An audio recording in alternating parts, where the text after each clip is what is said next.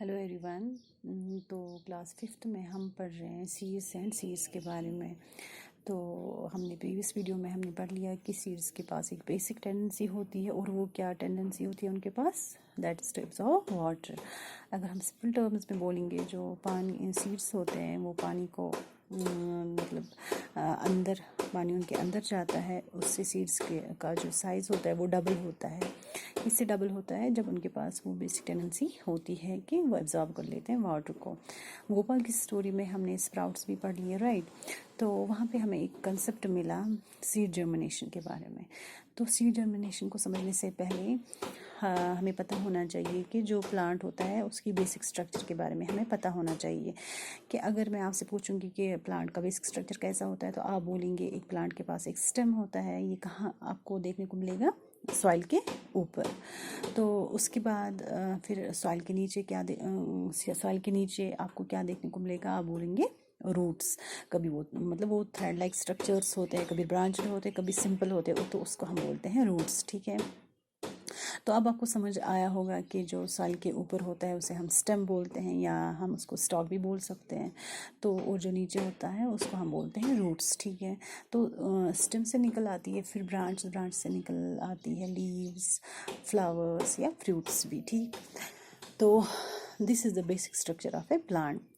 तो ये जो प्लांट्स होते हैं ये आते कहाँ से हैं? ये आते हैं सीड्स से। जब हम सीड्स बोते हैं तब जाके वो डेवलप होती है किसमें? प्लांट्स में। तो जब मैंने आपको बोला कि सीड्स में एक ग्रीन स्ट्रक्चर निकल आता है, जब स्प्राउट्स, जिसको हम स्प्राउट्स बोलते हैं, तो वो किस में डेवलप होती है? रूट्स में। और बाकी का जो स्ट्रक्चर है वो सॉइल के बाहर निकल आता है, तो वो होता है स्टेम, जो फिर ऐसा ऐसा करके एक बड़े से प्लांट में कन्वर्ट हो जाता है। अगर मैं यहाँ पे एक सीड की बात करूँगी जो हम घर में पकाते हैं, जिसको हम राजमा बोलते हैं, तो जो रेड राजमा होती है वो किस शेप की होती है? किडनीज़ की। उसको हम किडनी बीन्स भी बोलते हैं। क्यों बोलते हैं? क्योंकि जो हमारी किडनीज़ होती है उन्हें उनकी जो शेप होती है वो बिल्कुल वैसी ही होती है। तो अगर हम राजमा को सोक कर लेंगे पानी में, ठीक है, वो क्या कर लेगा? एज यू नो कि उनकी टेंडेंसी होती है टू एब्जॉर्ब वाटर। तो उसके बाद उसका जो साइज़ होता है वो साइज़ क्या है? वो डबल हो जाएगा, जैसे कि गोपाल के चन्नों के साथ हो गया, चिकपी के साथ, राइट। तो फिर हम उसको क्या करेंगे? उसको हम गीले कपड़े में रैप करेंगे। जब हमने उसको गीले कपड़े में रैप कर लिया, वहाँ से ग्रीन स्ट्रक्चर्स डेवलप होंगे।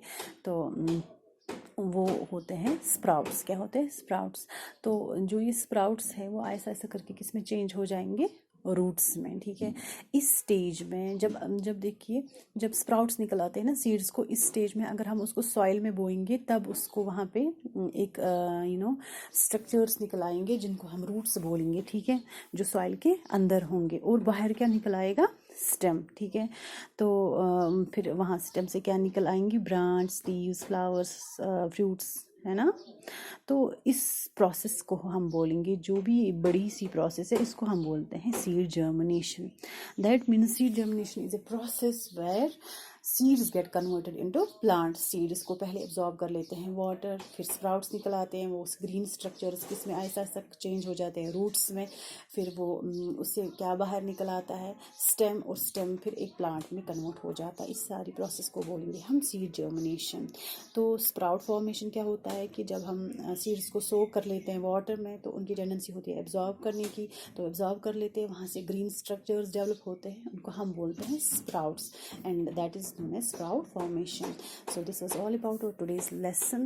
I hope आपको अच्छे से समझ आया होगा. So this is all about it. Thank you.